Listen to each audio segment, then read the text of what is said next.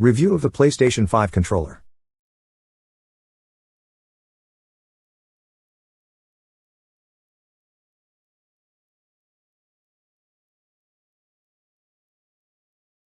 Could Sony offer a premium gamepad someday?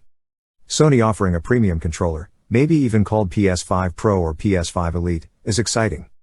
Even though Sony hasn't confirmed any such controller is coming, a premium edition of its innovative DualSense PS5 controller would make sense for gamers who want to upgrade their gaming experience.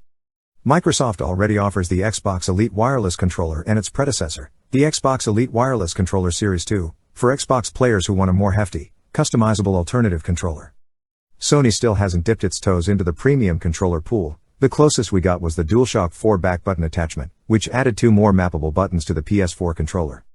Even though a premium PS5 gamepad is still a pipe dream right now, we can still think about what we'd like from a Sony Pro standard controller to make it rival Microsoft's own upgraded controller. Check out our wish list for PS5 Pro controllers. Microsoft's Xbox Elite Wireless Controller Series 2 has tons of customization options.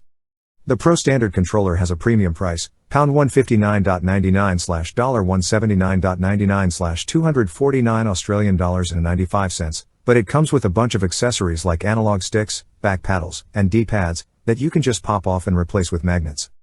The Pro standard controller has a premium price, £159.99 / $179.99 / 249 Australian dollars and 95 cents, but it comes with a bunch of accessories like analog sticks, back paddles, and D-pads, that you can just pop off and replace with magnets. You can also change the stick and trigger tension. Additionally, you can use the Xbox app to customize the controller at a system level, changing everything from the stick sensitivity to the brightness. There's even more profiles you can create. The back button attachment accessory connects to the PS4 controller and adds 2 mapped buttons, as we said. Sony came close to allowing customization of its DualShock 4 controller. This accessory is hard to use, but isn't as customizable as the Series 2, though it was cheaper at £25 / $25. As part of a Pro standard PS5, we'd like to see Sony take a cue from Microsoft, giving players back paddles, interchangeable sticks, and plenty of aesthetic and systemic customization options. PlayStation players would have more control over their gamepad comfort and be able to adjust the input to their preference. PlayStation players would have more control over their gamepad comfort and be able to adjust the input to their preference. We wouldn't want to lose any of the great features of DualSense with a typical PlayStation controller. We'd like the premium version to include things like haptic feedback and adaptive triggers. When developers use it effectively, haptic feedback adds a lot of immersion, letting players feel the game's sensations right on the controller. It's been proven that great controller features can enhance a gameplay experience in movies like Astro's Playroom and Returnal.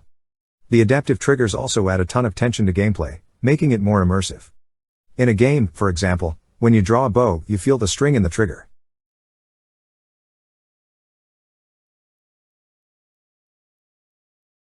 It's hard to imagine Sony ditching haptic feedback and adaptive triggers in a Pro standard controller, but if they do, we'd hope they'd make it so players could adjust how strong haptic feedback is or how much tension they feel in the triggers. For those with dexterity issues, the former would be great. Despite the DualSense's great features, there's one we'd like to see improved: the built-in mic. Even though it's usable, it's not like wearing a gaming headset.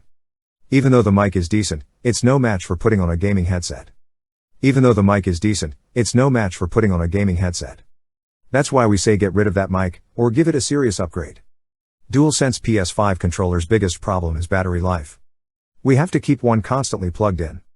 I wish Sony would upgrade the battery in a Pro standard controller and add wireless charging like Microsoft.